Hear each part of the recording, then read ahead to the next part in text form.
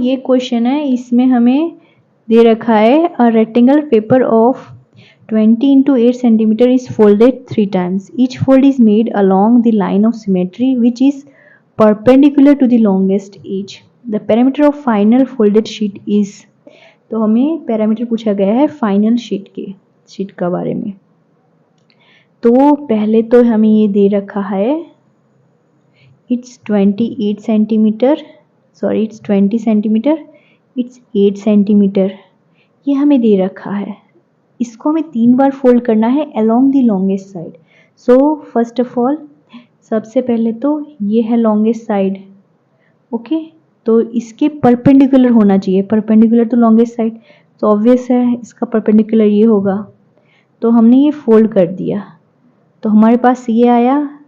हम फोल्ड करेंगे तो ऑब्वियसली हाफ हाफ डिवाइड होगा, तो 20 का हाफ है 10 सेंटीमीटर एंड यहाँ तो 8 सेंटीमीटर ही आएगा।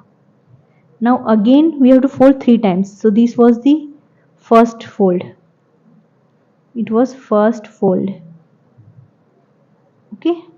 अब है लॉन्गेस्ट साइड, अगेन हमें जैसे दिख रहा है यही है 10 इज ग्रेटर देन 8, सो इसको हम फोल्ड करेंगे। सो सेकंड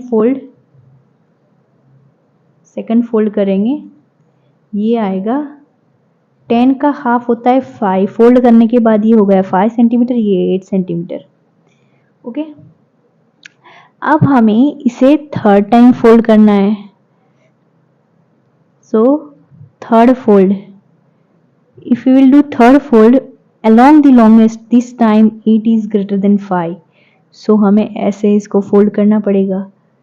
तो ये इस तरह का कुछ बनेगा, 8 का हाफ होगा 4 सेंटीमीटर, तो ये 4 सेंटीमीटर हो जाएगा और इस साइड 5 सेंटीमीटर रहेगा। अब हमें पूछा गया है पैरामीटर, तो हमें पता है कि रेक्टेंगल का पैरामीटर होता है, पैरामीटर सिंपल मीन्स जो भी बाउंड्री है उनका सम कर दो, लेकिन रेक्टेंगल में हम बोल सकते हैं 2 इंटू लेंथ इंटू ब्रेथ। और हम डायरेक्टली ना पता हो क्या पैरामीटर है तो सारी साइड का एडिशन कर दो, लेकिन हमें पता है पैरामीटर क्या होता है, तो यहाँ आएगा 2 इंटू लेंथ इंटू ब्रेथ, तो यहाँ लेंथ है 5 प्लस ब्रेथ है 4, that is equal to 2 into 5 plus 4 is 9, so that is equal to 18, so its parameter is 18, option A is the correct answer. I hope आपको ये समझ में आया होगा, सिंपल क्वेश्चन था। आपको जो क्वेश्चन में दिया गया है यहाँ इंपॉर्टेंट बात ये थी, आपको ये ध्यान रखना है कि यहाँ परपेंडिकुलर टू लॉन्गेस्ट एज ध्यान रखना है। अगर आपने ये पॉइंट ध्यान नहीं किया तो आप क्या यहाँ गलती कर देते, इस केस में आप बीच में से कट कर देते और वो गलत आंसर आ जाता। तो ये थोड़ा क्वेश्चन ध्यान से पढ़िए कि इसमें क्या कहा गया है, और सिंपल क्वेश्चन था, फोल्ड करते गए और हमारे पास ये आंसर आ गया।